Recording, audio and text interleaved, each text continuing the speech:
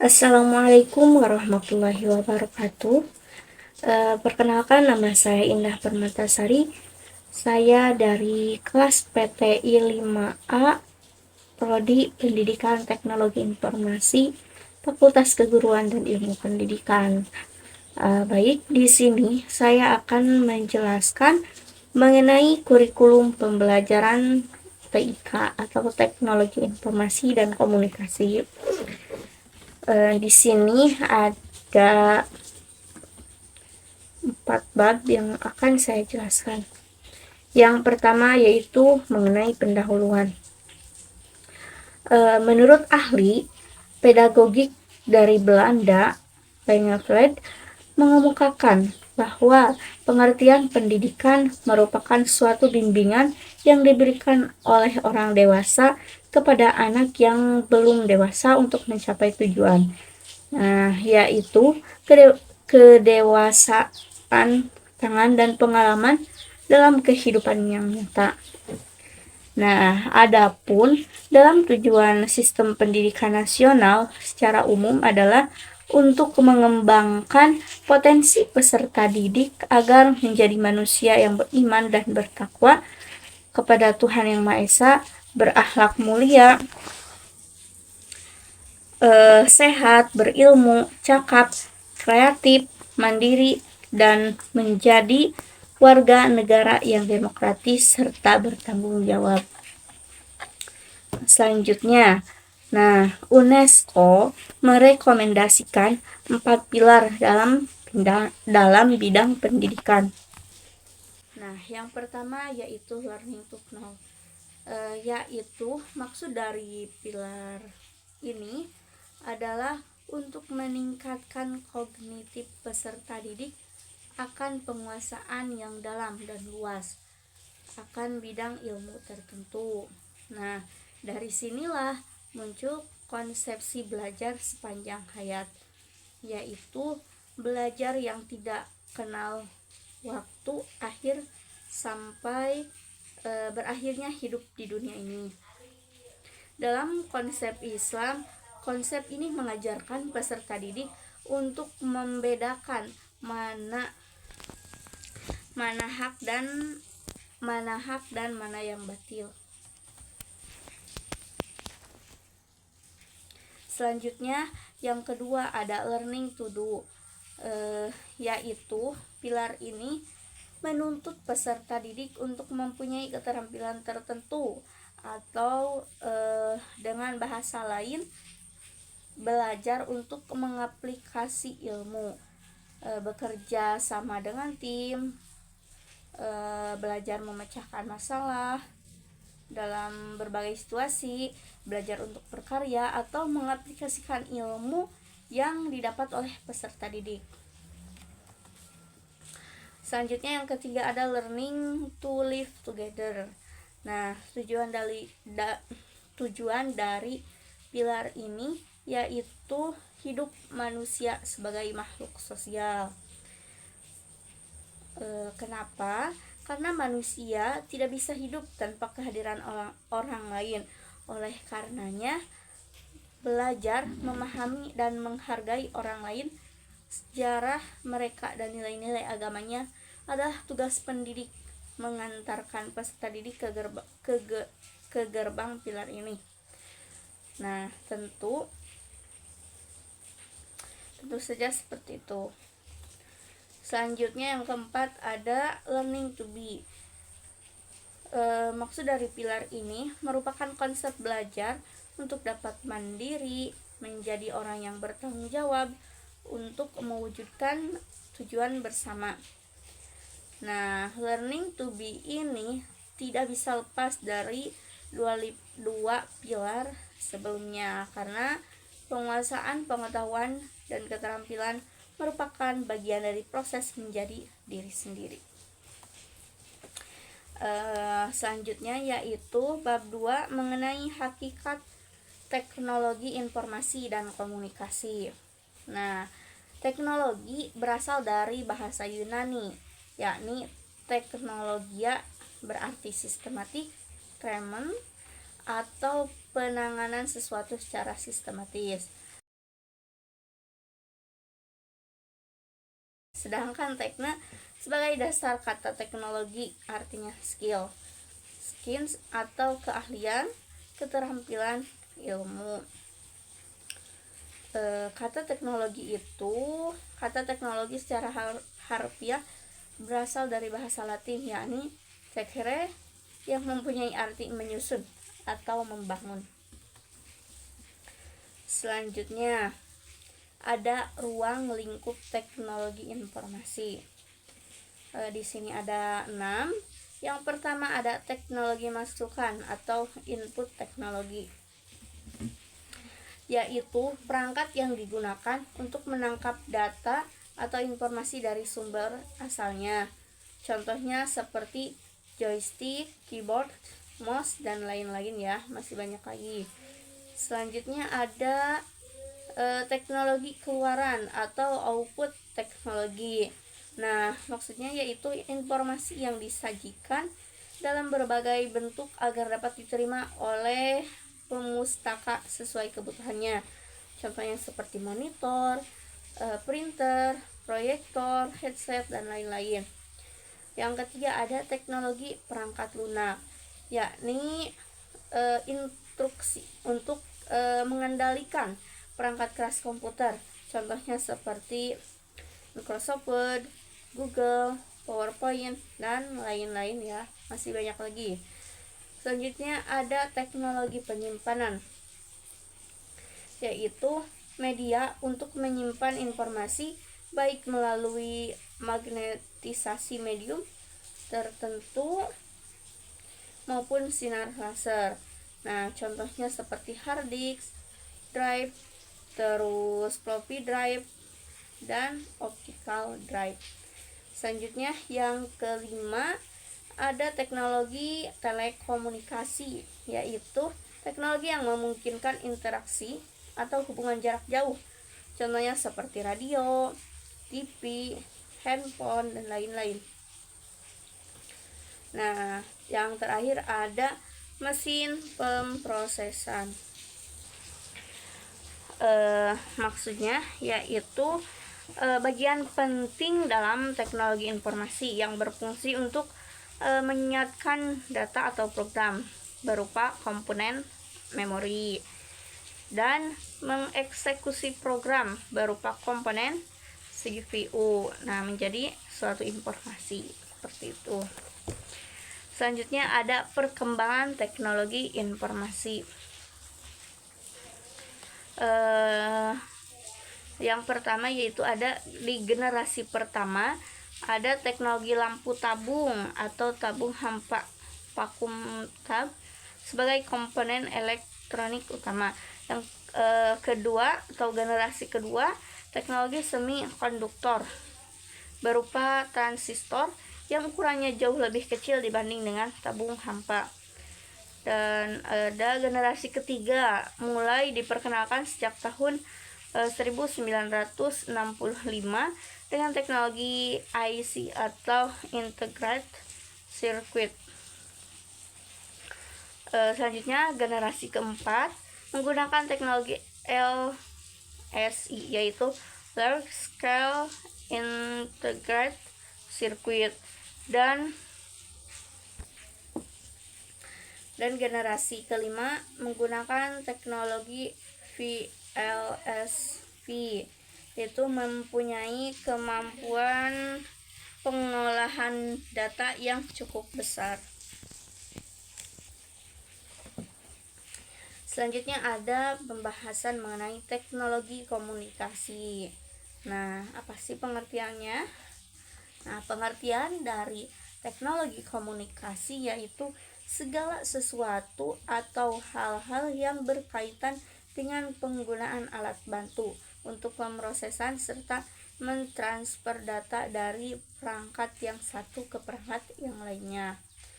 Nah, menurut Martin mengemukakan adanya keterkaitan erat antara teknologi informasi dan komunikasi, bahwa teknologi informasi lebih pada sistem pengolah informasi, lebih pada sistem pengolahan informasi, sedangkan teknologi komunikasi berfungsi untuk pengiriman informasi.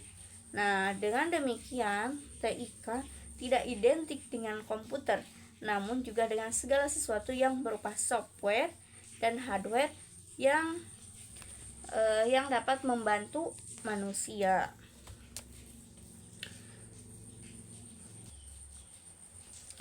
Nah, selanjutnya ada strategi perencanaan TIK. Yang pertama ada prinsip-prinsip perencanaan. Nah, hal ini sebagai dasar dalam merumuskan perencanaan yang ideal sesuai dengan kaidah teoritik dan konseptual ilmu perencanaan atau planning study. Selanjutnya ada penggabungan dengan kurikulum. Nah, dalam hal ini TIK terkait dengan kurikulum, terutama sebagai dasar dalam perumusan tujuan, pemenuhan bahan pembelajaran, strategi pembelajaran, dan evaluasi.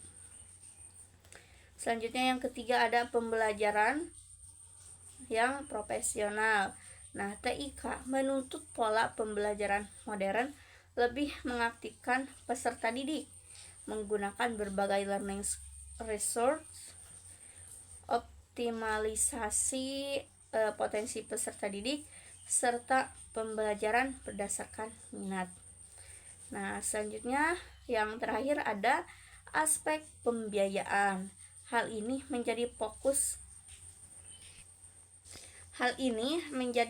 perencanaan yang mempertimbangkan perolehan sumber pendanaan, pola pengolahan dana yang diperoleh, responsibility, akuntability, dan sustainability dana untuk kesinambungan dan berkelanjutan program TIK. Selanjutnya bab ketiga yaitu mengenai hakikat pengembangan kurikulum. Nah, mengenai pengertian kurikulum. Menurut Peter F. Olivia, kurikulum adalah suatu program atau rencana yang dikembangkan oleh lembaga atau sekolah untuk memberikan berbagai pengalaman belajar bagi siswa. Adapun menurut Undang-Undang Nomor 20 Tahun 2003, kurikulum adalah seperangkat rencana dan pengaturan mengenai tujuan, isi, dan bahan pelajaran serta cara yang digunakan sebagai pedoman penyelenggaraan kegiatan pembelajaran untuk mencapai tujuan pendidikan tertentu. Selanjutnya ada perencanaan kurikulum. Nah, perencanaan pendidikan disusun dalam 3 rentang waktu pelaksanaan pendidikan, yaitu yang pertama perencanaan jangka panjang, yaitu 11 sampai 30 tahun. Jadi waktu belajarnya yaitu 11 sampai 30 tahun. Selanjutnya ada perencanaan jangka menengah, yaitu pendidikannya 5 sampai 10 tahun. Selanjutnya ada perencanaan jangka pendek, yaitu lama belajarnya 1 sampai 4 tahun. Selanjutnya ada kurikulum sebagai perencanaan pembelajaran yang dibuat secara tertulis, menjadi pedoman bagi para pelaksana kurikulum dalam proses pembelajaran peserta didik. Nah, tanpa adanya perencanaan akan sulit menganalisa bagaimana sesuatu semestinya direncanakan atau diterapkan setelah pembelajaran dilaksanakan. Dengan demikian, perencanaan pembelajaran tertulis berguna juga sebagai sumber untuk pembelajaran materi yang sama di waktu yang akan datang. Selanjutnya ada langkah-langkah untuk pengembangan kurikulum.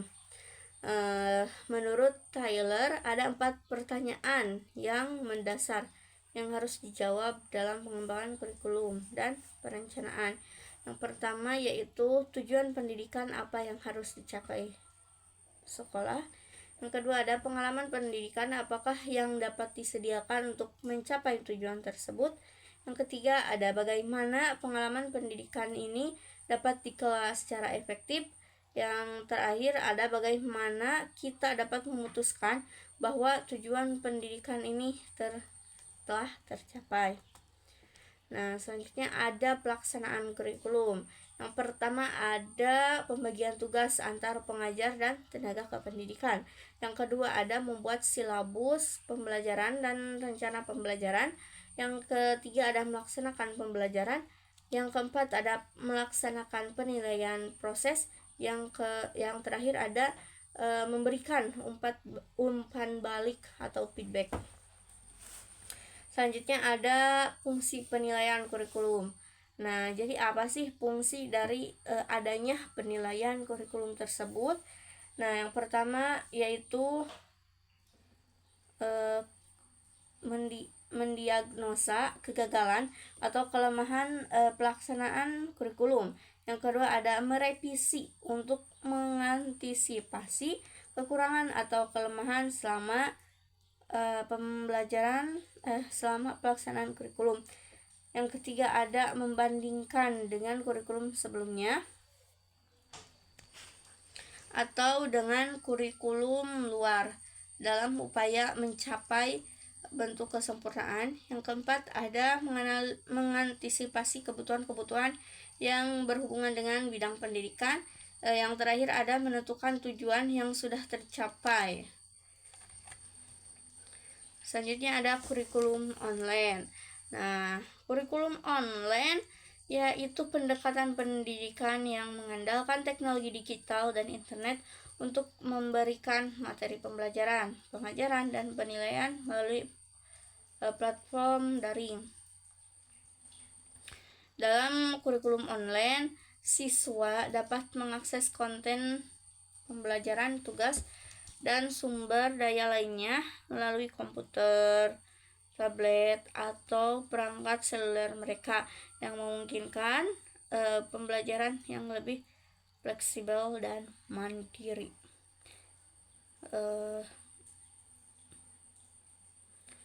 Selanjutnya, nah untuk pengembangan kurikulum online itu sendiri diperlukan wawasan yang luas tentang program untuk semua level. Dengan demikian, dapat dilihat pelajaran yang mana yang perlu ditambah, diubah, atau diperbarui. Selanjutnya, bab 4 mengenai pengembangan tujuan kurikulum. Tujuan pendidikan nasional, sekolah, mata pelajaran, dan pembelajaran. Nah, yang pertama, pasal 2, pendidikan nasional berdasarkan Pancasila dan Undang-Undang Dasar 1945. Pasal 3, pendidikan nasional berfungsi untuk mengembangkan kemampuan serta meningkatkan mutu kehidupan dan martabat manusia Indonesia dalam rangka upaya mewujudkan tujuan nasional.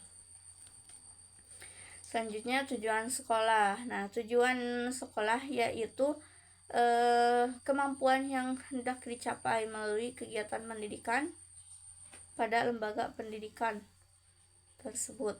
Selanjutnya tujuan mata pelajaran disebut juga dengan tujuan kurikuler atau tujuan antara yang merupakan penjabaran dari tujuan pendidikan nasional. Selanjutnya ada tujuan pembelajaran. Nah, tujuan pembelajaran merupakan deskripsi pencapaian 3 aspek kompetensi, yaitu pengetahuan, keterampilan, dan sikap murid yang perlu dibangun melalui satu atau lebih kegiatan pembelajaran. Selanjutnya ada klasifikasi tujuan pendidikan menurut taksonomi Bloom. Nah, yang pertama ada cognitive domain, yaitu bertujuan untuk mengetahui perilaku-perilaku yang menekankan aspek intelektual seperti pengetahuan, pengertian, dan keterampilan berpikir. Selanjutnya ada affective domain, yaitu tujuannya untuk mengetahui perilaku-perilaku yang menekankan aspek perasaan dan emosi, misalnya terhadap minat, sikap, apresiasi, dan cara penyesuaian diri. Selanjutnya ada psikomotor domain, yaitu berisi perilaku-perilaku yang menekankan aspek keterampilan motorik seperti tulis tangan, mengetik, berenang, dan mengoperasikan mesin. Nah, mungkin sekian yang bisa saya sampaikan mengenai 4 materi pendidikan kurikulum. Mohon maaf jika cara penyampaiannya tidak sesuai karena di sini saya masih belajar. Terima kasih. Wassalamualaikum warahmatullahi wabarakatuh.